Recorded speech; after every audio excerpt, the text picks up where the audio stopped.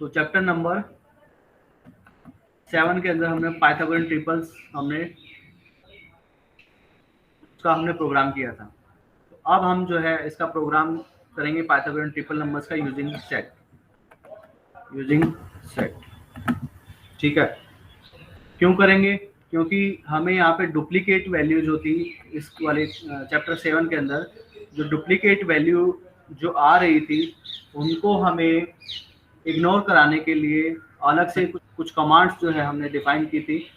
आप यूज करेंगे, सेट का यूज करेंगे। सेट के अंदर अगर हम इंसर्ट कराएंगे, set insert and Pythagorean triple number हम ऐड करेंगे। ठीक है, अब अगर सेट के अंदर वो एलिमेंट नहीं हुआ, पाइथागोरन ट्रिपल नंबर नहीं हुआ, तो वो ऐड हो जाएगा। अगर पहले से अवेलेबल है तो आपको पता है सेट जो है दोबारा उसको ऐड नहीं करता है। ये हमने यहाँ पे हेडर फाइल डिफाइन की थी p_h। ये मैं एक बार नीचे मूव कर देता हूँ, ये आप देख लीजिए। यहाँ पे हमने डिफाइन किया था क्लास p_, डिफाइन किया था प्राइवेट के अंदर हमने 3 वेरिएबल डिफाइन किए थे, a, b एंड c, जो कि लॉन्ग डेटा टाइप की वैल्यूज थी। उसके बाद हमने डिफाइन किया था वॉइड रिड्यूस एंड कंस्ट्रक्टर हमने डिफाइन किया था पब्लिक के अंदर। डिफॉल्ट कंस्ट्रक्टर था abc इक्वल टू 0। उसके बाद हमने 2 आर्गुमेंट पास किए थे, long m and long n। और फिर हमने फॉर्मूला जो डिफाइन किया था वहां से पाइथागोरन ट्रिपल नंबर हम फाइंड आउट करते हैं, जो कि .cc के अंदर हमने डिफाइन किया हुआ है।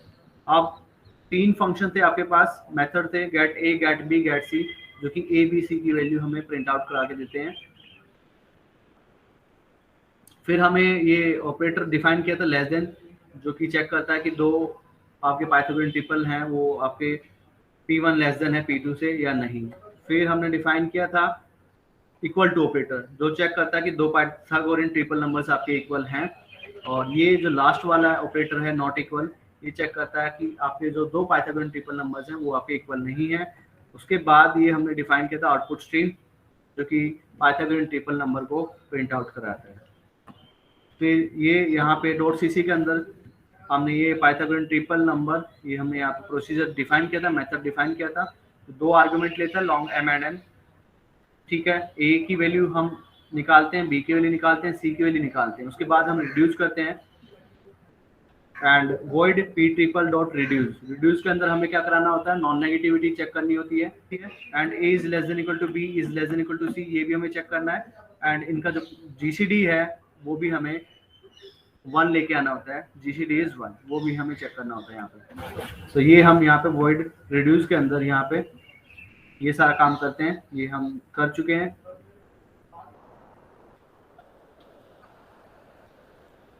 उसके बाद ये हमने चेक किया था लेस देन ऑपरेटर, और ये हमारा output operator c out p आप लिखेंगे तो आपको क्या मिलेगा, पाइथागोरन ट्रिपल नंबर्स मिलता है। अब हमारा main program Pythagorean triples using set. यहाँ पे हमने लिखा है hash include p_, hash include p_, दोनों फाइल हमने यहाँ पे इंक्लूड करा ली हैं। उसके बाद हमने यहाँ पे लिखा है hash include cmath, header file का यूज हमने यहाँ पे यूज किया है। हैश इंक्लूड सेट का हम यूज करने वाले हैं, तो इसके लिए हमने ये हेडर फाइल हमने यहाँ पे यूज की है। नाउ इंटीजर मेन, एक सेट हमने यहाँ पे डिफाइन किया है, p1 जो है उसके पास 3 वैल्यू स्टोर होंगी a, b, c। अगर नेक्स्ट वैल्यू अगर आप लेंगे सेट के अंदर तो वो आपका नेक्स्ट पाइथागोरन ट्रिपल नंबर होगा, उसके पास भी 3 एलिमेंट होंगे a to b to c to से स्टेप। तो जो सेट है उसके अंदर आपके पास पाइथागोरन ट्रिपल नंबर्स होंगे। तो ये हमने ऐसे यहाँ पे डिफाइन किया है। उसके बाद हमें यहाँ पे n की वैल्यू हमें स्पेसिफाई करनी है। n की वैल्यू स्पेसिफाई करनी है, कौन सा n? ये हमें चाहिए था a is less than equal to b is less than equal to c and that has to be less than equal to, हमने लिया था 100 अपने प्रोग्राम में चैप्टर 7 में। सो ये आपको n की वैल्यू मांगता है, कहाँ तक हमें चाहिए। तो ask the user for n, c out please enter n the upper bound on the triples. फिर आप n की वैल्यू प्रोवाइड करेंगे, अगर n की वैल्यू लेस देन 0 हुई, less than equal to 0, then return 0। Now उसके बाद क्योंकि हम यहाँ पे निकालते हैं स्क्वायर रूट निकालते हैं, ये हम कर चुके हैं। तो ये हमने यहाँ पे स्क्वायर रूट हमने यहाँ पे निकाला था using SQRT command. SQRT double n, ठीक है, एंड फिर उसको हमने यहाँ पे लॉन्ग में कन्वर्ट कर लिया है, उसको नाम दे दिया हमने रूट n, जो कि आपका लॉन्ग डेटा टाइप की वैल्यू होगी।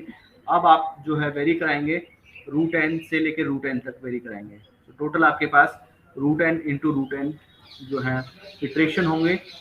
तो ये हमने यहाँ पे लिखा था 4 INT k की value 1, k is less than equal to root n k plus plus.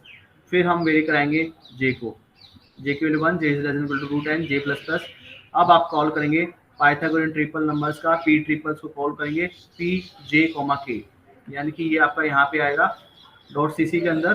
तो ये आपने आर्गुमेंट डिफाइन किया था यहाँ पे, ये आपका जो कंस्ट्रक्टर है ये आपका एक्टिवेट हो जाएगा और ये आपको प्रिमिटिव नंबर्स जो है ABC वैल्यू आपको फाइंड आउट करके देगा जो कि नॉन नेगेटिव होंगे और इस ऑर्डर में होंगे and less than equal to हमें 100 चाहिए, तो इसीलिए हमने ये n की वैल्यू हमें स्पेसिफाई की थी। तो यहाँ से ABC की वैल्यू हमें मिल जाएगी। अब ABC की वैल्यू हमें यहाँ पे मिल जाएगी, उसके बाद हम यहाँ पे यूज किया if p dot get c, यानी कि जो ABC की वैल्यू हमें मिलेगी, अब मुझे चेक करना था कि लेस देन इक्वल टू 100 है, n की वैल्यू अगर मैं 100 देता हूँ तो ये चेक करेगा if p dot get c is less than equal to n। अगर है तो हम क्या करेंगे, सेट के अंदर उस एलिमेंट को पाइथागोरियन ट्रिपल नंबर को ऐड कराएंगे। तो s dot insert p, very condition satisfied होती है तो हमने उसको ऐड करा दिया। फिर यहाँ पे जैसे अभी k की वैल्यू 1 थी, उसके बाद j की वैल्यू 1 वेरी करता है, तो सेकंड लूप है, तो ये आपका चलेगा j की वैल्यू 1। तो पहले हमें पाइथागोरियन फाइंड आउट करना है, Pythagorean triple number find out करेंगे इसके लिए 1,1 के लिए। फिर ये आपका j वाला लूप जो चलेगा 2,1 के लिए एंड p आप निकालेंगे रूट n, 1 के लिए। फिर ये आपका k वैल्यू इंक्रीज होगा, k की वैल्यू फिर आपके पास इंक्रीज हो जाएगी, k की वैल्यू 2, फिर j की वैल्यू 1। तो अब फिर ये आपका निकालेगा यहाँ से p12 and up to p root n, 2 and last में जब k की वैल्यू रूट n हो जाएगी तो टोटल आपके पास ये ऐसे निकालेगा रूट n, यहाँ पे आएगा p1 root n and root n root n। Total आपके पास root n into root n जो है इटरेशन चलेंगे, और जहाँ पे डुप्लीकेट वैल्यू आएगी वो बाय डिफॉल्ट ऐड नहीं होगा। ये एडवांटेज है सेट थ्योरी की यहाँ पे। उसके बाद जो एलिमेंट्स ऐड हुए हैं, कहाँ पे ऐड हुए हैं, सेट के अंदर ऐड हुए हैं। तो जोन जोन से एलिमेंट आएंगे, मान लीजिए P1 P2 अप टू जो भी एलिमेंट आएंगे, मान लेते हैं P कुछ भी एलिमेंट मैंने मान लिया PK मान लेते हैं, इतने एलिमेंट आपके पास आए सेट के अंदर।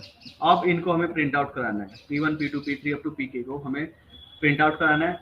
बिकॉज यहाँ पे सेट हमने लिया है तो प्रिंट आउट कराने के लिए हम इटरेटर का यूज करते हैं, तो हमें डिफाइन करना पड़ेगा इटरेटर। तो set data type scope resolution operator iterator SI, फिर हम लिखेंगे इटरेटर का हम यहाँ पे यूज करेंगे। So for SI equal to S dot begin, SI not equal to S dot end, SI plus plus c out star SI endl. तो ये जैसे ही फॉर लूप चलेगा यहाँ पे, तो स्टार्टिंग वाली जो पोजीशन है इसको रेफर करेगा S डॉट बिगिन, तो इसको रेफर करेगा। उसके बाद सी आउट स्टार SI, तो इसको हम यहाँ पे जो है प्रिंट आउट कराएंगे स्टार SI के अंदर कौन सी वैल्यू है। तो वो आपके पास पाइथागोरियन ट्रिपल नंबर्स है P1, तो वो हमें यहाँ पे वैल्यू प्रोवाइड करेगा ABC की वैल्यू। के बाद फिर नेक्स्ट P2 की वैल्यू हमें मिलेगी यहाँ पे A2 B2 and C2 and so on. तो A के B के C के ये हमें यहाँ पे सेट के अंदर जो पाइथागोरियन ट्रिपल नंबर थे वो हमें यहाँ पे मिल जाएंगे। उसके बाद हमने यहाँ पे लिखा return 0 end of the integer main. इसको हम करते हैं कंपाइल एंड रन। तो enter the value of n, जो अपर बाउंड आपको चाहिए था वो हमने डिफाइन किया था 100। तो यही आपके पास एलिमेंट आए थे, आप चेक कर सकते हैं चैप्टर नंबर 7 में जाकर।